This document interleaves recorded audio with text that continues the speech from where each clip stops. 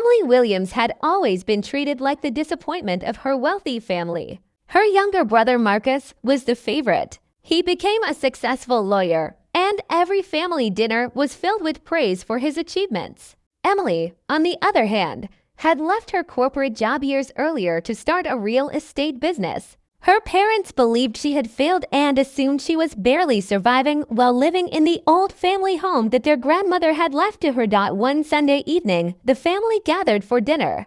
After congratulating Marcus on becoming a junior partner at his law firm, Emily's father announced that Marcus needed a proper family home. He demanded that Emily sign papers transferring ownership of her grandmother's house back to the family trust. Her mother claimed their grandmother had not been thinking clearly when she wrote the will, and Marcus mocked Emily, saying she could never afford to keep the property.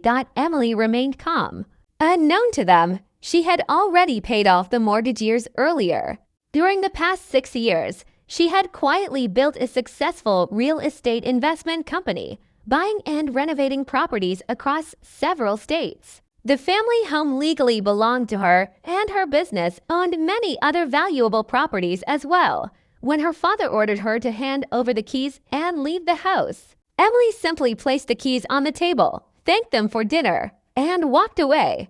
Before driving home, she sent one message to her lawyer: "It's time." The next morning, her parents and Marcus arrived at her house, angry after receiving a surprising phone call from the mortgage company.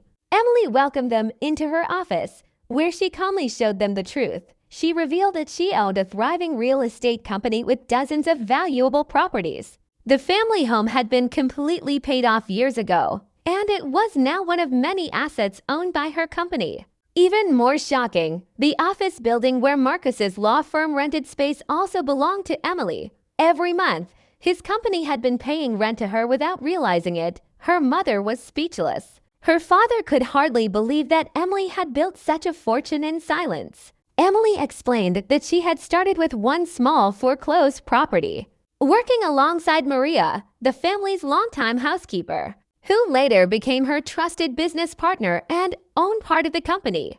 Together, they had built a successful real estate empire through patience, hard work, and smart investments. Emily admitted she had kept her success hidden because she wanted to know whether her family truly cared about her or only respected wealth. Their attempt to force her out of her own home gave her the answer. She then handed each of them new lease agreements. Since her company owned several of the properties they occupied, including Marcus's office building, they would now pay fair market rent like every other tenant. If they refused, she was prepared to lease the buildings to someone else. Her family left in complete silence, finally realizing how badly they had underestimated her. A month later, Marcus contacted Emily privately. His law firm was struggling, and he had lost his position. This time, he came without arrogance and asked how she had managed to build such a successful business. Without anyone noticing, Emily explained that their grandmother had taught her the value of patience and quiet determination. While everyone was busy judging her, she had been studying markets, buying properties, and creating opportunities one step at a time. Recognizing Marcus's legal skills, Emily surprised him with a job offer. She invited him to lead the legal department of her growing company, but only if he earned the position through hard work like everyone else.